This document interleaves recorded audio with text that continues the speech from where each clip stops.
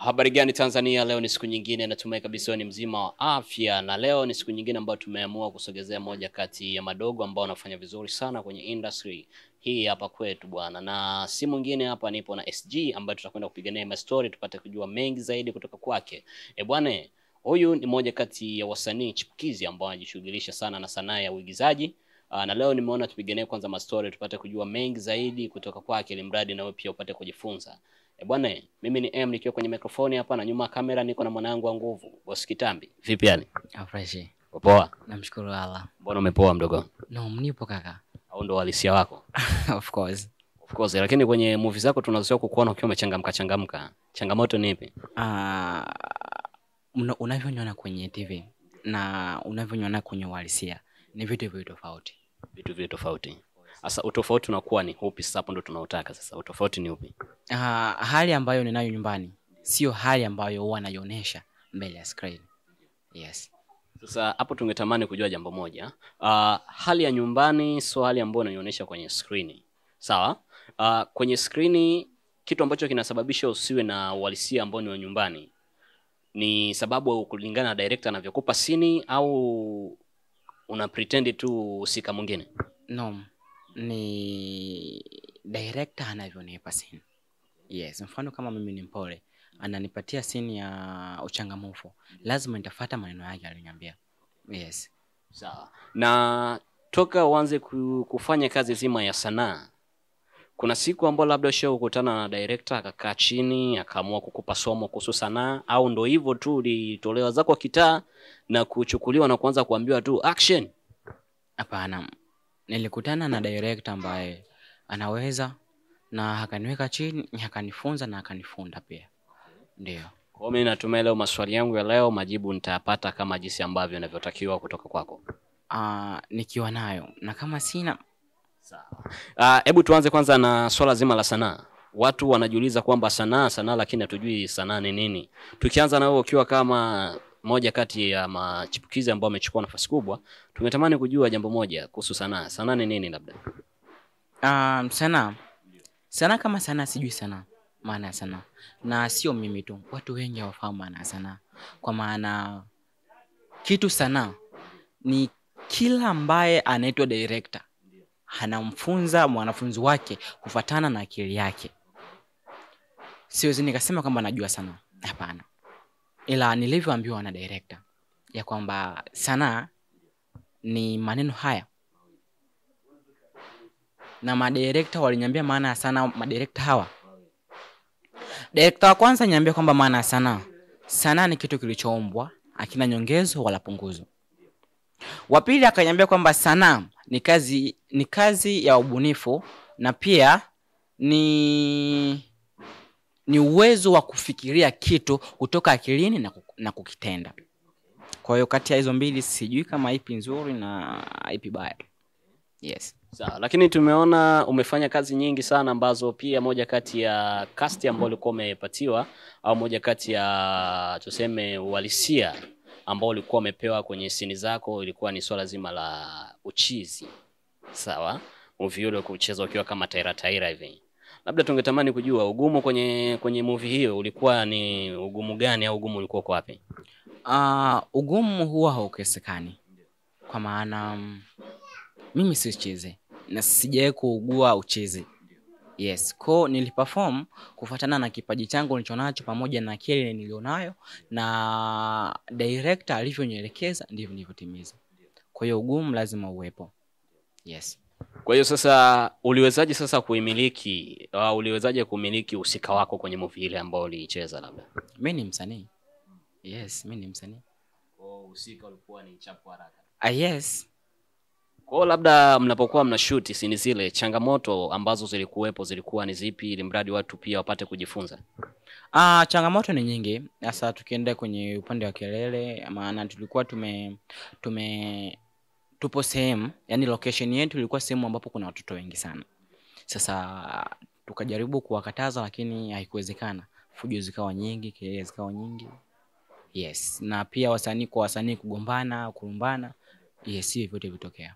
Na kwa nini unahisi mara nyingi sana location wasanii wengi waga wanatokea sana kugombana? Changamoto inakuwa ni nini? Watu wawili. akili haziendani, ni vitu viwili tofauti. Yes. Kwa hiyo tuseme kwamba kuna watu ambao wanafanya kazi lakini kiuhalisia ni kwamba mioyoni mwao kuna vitu wanakuwa na tofauti nyingi baina yao wenyewe wawili. Of course, kwa maana kila mtu na akili yake. Yes, akili yangu sio akili yako na yako si yangu. Mfano wewe huwa haupendi mfano kelele. Mimi huwa napenda kelele. Yaani mimi ni mtu wa utani sana. Alafu nikutanie kidogo panic, lazima tugombane. Yes. Sawa. Na umefanya kazi nyingi pia ambazo zimefanya vizuri kwenye mtandao, lakini tutamani kujua jambo moja tu kuhusu swala zima la collaboration na mastaa ambao wamechukua pia nafasi kubwa kwa miaka hii. Mnafikiria kitu gani au unafikiri kitu gani ukiwa kama msanii kujisogeza kwa wale ambao tayari wamekutangulia? Cha kwanza ni dua tu. Ni dua pamoja na Mungu aweze kuniepushia mabaya yangu yote. Mimi najiandaa kwa maana kuna kazi kubwa ambayo naenda kuifanya endapo Mungu akinijalia. Yes. Na kazi hiyo unakwenda kuiachia au mnaenda kuifanya na msanii gani kwenye nchi hii yetu ya Tanzania? Sijui, ila tuangalie YouTube ikitoka. Unajua ni kwa nini? Kwa sababu watu wengi wanaweza kusikia kwamba ni kazi kubwa, ni kazi nyingi. Ni msanii gani ambaye pia anatakiwa kuingia hapo? Watu wanatamani kujua ili mradi hata pia kwenye mapokezi ya movie ambayo itakayotoka wajue kwamba tunaenda kumwangalia msanii fulani akiwa ameshirikishwa na SG kwenye kazi zake. Sasa kwa nini unaamua kuficha swala kubwa kama hilo? Okay, poa, kwa maana unahitaji kujua. Haina shida. Mungu akijalia lakini next week nitaposti kasha. Nitasambaza kasha. Alafu tarehe 30 ama tarehe 15 na post episode ya kwanza. Nimemshirikisha msanii ambaye ni mdogo. Ni mdogo. Hana jina kubwa. Yes, lakini kale ambako anako ndicho nilichokavutia kwake, ambaye ni KP wa kwenu. KP. Sasa uliwezaje kukutana na KP? Connection. Ndio. Labda connection hiyo ulipata kutoka kwa nani? Labda hapo ndo tujue. Connection hiyo nilipata kwa rafiki yangu ambaye ni msanii wake wa KP. Tena ni shooter wake wa KP. Yes, ambaye ni Frank pamoja na Pablo. Yes. Sawa. Na kipindi ambacho ulisikia unatarajiwa kufanya kazi na KP, siku hiyo ilikuwaje labda? Ilikuwa ni kawaida kwa maana KP sio msanii mkubwa ambaye mimi ndo mara yangu ya kwanza kucheza naye movie, hapana. Yes, kuna msanii anaitwa Jalipozi nimemshirikisha kwenye movie ambayo inaitwa Machozi na Damu. Yes. Sawa. Na pia tutamani kujua jambo kubwa sana ambalo watu wengi au watu wanatamani kuingia kwenye sanaa lakini hawajui changamoto zilizopo kwenye sanaa ni nini, ambazo pia watu wengi sometimes wanatamani kuingia lakini vile vile kwamba wanakuwa nasahau kwamba kwenye sanaa pia kuna vitu ambavyo mtu unatakiwa kabla kuingia uwe umejizatiti ukiwa kama msanii. Sasa wewe kama msanii ambaye ni chipukizi na unafanya vizuri kwenye industry, unawashauri kitu gani watu ambao wanatamani kuja kuingia kwenye sanaa ya uigizaji? Ni moyo kwanza. Alafu cha pili ni bidii. Alafu cha tatu ni kitu ambacho kinaitwa uwezo. Kama mtu anahitaji kwamba kujiunga na sanaa, yes, ni kazi nzuri, inalipa vizuri, lakini kama una bidii sasa una bure. Na kama nyota yako haipo kwenye mambo ya uigizaji, ni vitu viwili tofauti. Yes. Sawa. Na pia tutamani kujua swala moja. Toka uingie kwenye issue zima ya sanaa, kuna fununu nyingi tumezisikia hapa kuhusu masuala ya mahusiano. Vipi kuhusu wewe sasa kwenye kazi yako ya sanaa? Uishawe kujihusisha na masuala ya mahusiano kwenye kundi? Hiyo ni lazima, haikuagi niombe kabisa. Lazima kwako wewe au kwa wasanii? Wasanii wote bro. Vipi yani? Yes, kwa maana huwa naweka 85% wasanii wakiwa location, lazima mahusiano yawepo. Yes. Na swala hilo kwenye kazi ni nzuri au linaleta ukakasi gani kwenye kazi? Kwenye kazi ni baya. Yes, lakini ukiwa nje ya kazi ni vizuri. Yes, kwa maana ukiwa kwenye kazi alafu ukiwa na mahusiano, okay? Mfano upewe scene ya mahaba, hauwezi ukavaa uhalisia kwa maana una mtu ambaye unayempenda yupo anakutazama. Yes, inakuwa inaharibu. Kwa hiyo tuseme kwamba kwenye sanaa pia swala la watu kuingia kwenye mahusiano hiyo inakuwa ni vizuri au sio vizuri? Akiwa ndani ya sanaa sio vizuri, ila akiwa nje ya sanaa ni vizuri. Kwa maana sanaa ukiwa zoezini ama ukiwa kwenye ukumbi wa sanaa ndio vibaya, lakini ukitoka nje basi hongera. Yes. Kwa hiyo tuseme kwamba watu wanashauriwa ukiwa kwenye kundi kwamba kama mna mahusiano, watu wanashauriwa kwamba wao wanaelewa kwamba ndani ya mahusiano pia kuna kazi ambayo pia kila mmoja amemkuta mwenzake anaifanya kazi hiyo. Of course. Na vipi sasa kama inatokea changamoto ambayo imesababisha kusema kwamba mtu alafu mwisho wa siku sasa ndani ya mahusiano yake kumeingia changamoto ambayo pia imesababisha kazi kurudi nyuma, mnachukua hatua gani mkiwa kama wasanii wenzie au wasimamizi pia hususan viongozi?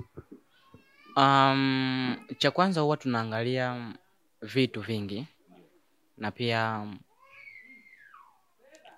katika uhalisia wetu sisi binadamu sio kila mmoja ambaye anafahamu sana. Yes. Kuna watu ambao wanakuja kwa sanaa kwa sababu ya kujilazimisha na kutafuta hela, na kuna wale wenye vipaji. Yes. Sawa. Labda kwa muda ambao umejikita kwenye sanaa, kulingana na changamoto hizi za mahusiano ndani ya kundi, labda ni changamoto gani ambazo ushakutana nazo ukiwa kama msanii kuona, au changamoto ambazo leo kuziona kwa wasanii wengine zikasababisha mpaka kiasi kwamba wasanii kuyumba na pia mwisho wa siku kazi tena kwenda hovyo? Changamoto hizo zishakukuta labda? Yes. Hiyo siku ilikuwaje? Changamoto yangu ya kwanza ni ya kugombana na director ambaye ni Mbavu actor. Kambi ilitikisikaga. Yes. Mpaka ikafika hatua tukawa tunabebana sana kwenye interview. Yes. Na pia jambo lingine la pili ni la kuoa. Yes, nilisemaga tu kwamba nimeoa. Kigoma ilitikisikaga. Sija nimeoa, sio Kigoma tu, mpaka hapa Dar es Salaam. Yes, vyote vinatokea. Yeah. Sawa. Na pia tutamani kujua swala moja ambalo lipo kwenye kundi lenu, ndani yenu mshewe kufungisha ndoa ya wasanii wawili kutoka kwenye kundi moja kuwa wameoana, labda sherehe hiyo ishewe kukuta? Hapana. Kwa nini labda? Sisi ni watu wenye akili timamu, na pia kwenye kundi letu hakuna mtu ambaye ana mahusiano. Labda yupo, lakini sina uhakika. Unaona mpaka saizi kwenye kundi huna mtu yoyote? Sina mtu yoyote bro. Au mnaendaga kuchukua kwenye makundi mengine? Wanasema msanii ni mtu mwenye akili kubwa. Mfano kama umekosa wasanii, una wawili wa watatu, katongoze nje, unaleta nani, maisha yanaendelea. Bwana babu kubwa sana. Unawaambia kitu gani mashabiki zako ambao wanakutazama muda huu? Yes, kwanza kitu cha kwanza kikubwa ni kwamba nawapenda.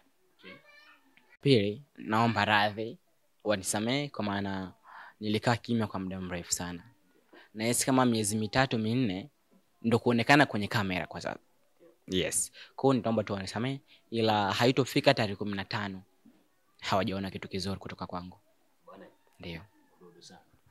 Mtazamaji, mimi niseme kwamba huyo ni SG ambaye ametoa mambo yake yote ambayo alikuwa moyoni bwana, licha kwamba kuna mengine ambao hatujayafukunyua, lakini nasubiri kazi itoke then tutazidi kuyafukunyua yale ambayo yanatakiwa kufukunyuliwa.